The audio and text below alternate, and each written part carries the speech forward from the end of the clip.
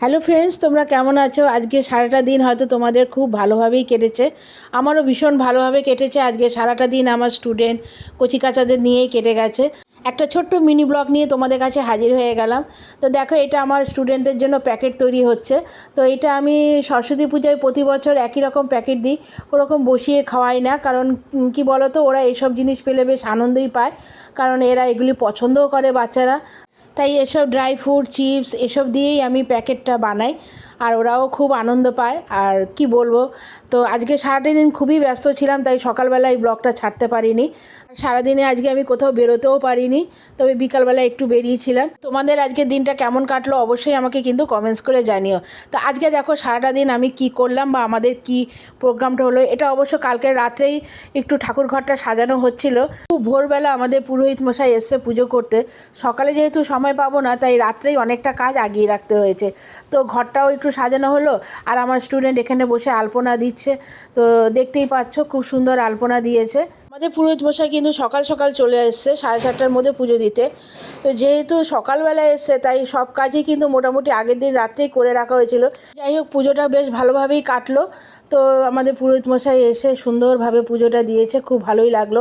আর এত সকালবেলা আমার অর্ধেক স্টুডেন্ট চলে এসছে অঞ্জলি দেবে বলে। আর ওদের চিৎকার চেঁচামেচিতে দেখো এখানে ওরা খুব আনন্দ ফুর্তি করছে, মোবাইল ঘাঁটছে, মানে খুবই মজা করছিল। আর যে ওদিকে পুরোহিত মশাই পুজো দিচ্ছে, এদেরকে যতই বলি চুপ থাকতে, এরা চুপ থাকে না। আর এরা এরকমই করে, আমার বাড়িতে আসলে খুব আনন্দ পায়। আর ওরা না আসলে সত্যি আমার বাড়িটা যেন একদম ফাঁকা ফাঁকা লাগে। এদিকে দেখো আমার জামাইও কিন্তু পুজোর কাজ করছে, কারণ ও কিন্তু এসেছিল সকাল সকাল। তো ও কাজ করছে, আমার মেয়েও আছে, সবাই মিলেমিশেই অবশ্য কাজটা করা হয়েছে। ভালোই লাগছিল দিনটা। সত্যি কথা বলতে কি, আমার বাচ্চারা যদি না আসে, আমার একটা দিন যদি আমার বাচ্চারা না আসে, তাহলে আমার না খুব খারাপ লাগে। এদিকে দেখো এরাও খুব সাজুগুজু করেছে, সবাই মিলে খুব আনন্দ করছিল। আর পুজোটাও আমার খুব ভালোভাবেই হয়েছে। তো তোমাদের বাড়িতে কেমনভাবে পুজো হয়েছে, তোমরা কেমন এনজয় করেছো অবশ্যই কিন্তু আমাকে কমেন্টস করে জানিও। আজকে সকাল থেকে সত্যিই প্রচণ্ড ব্যস্ত ছিলাম।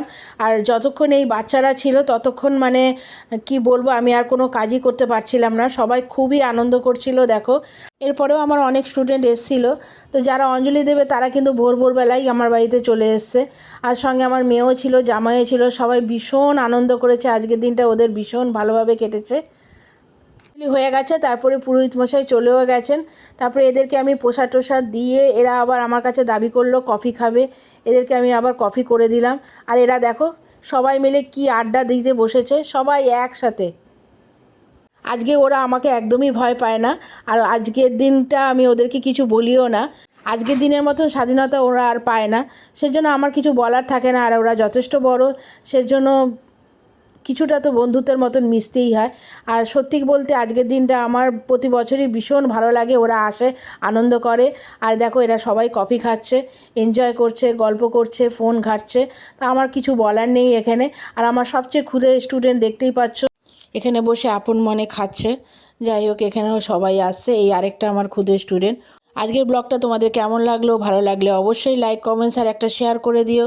আর আমার চ্যানেলটা অবশ্যই সাবস্ক্রাইব করে দিও। আর এটা হচ্ছে আমার ঠাকুর ঘর। কেমন লাগলো আমার ঠাকুর ঘরটা কমেন্টস করে জানিও। আসছি নতুন ব্লগ নিয়ে। এখনের জন্য টাটা।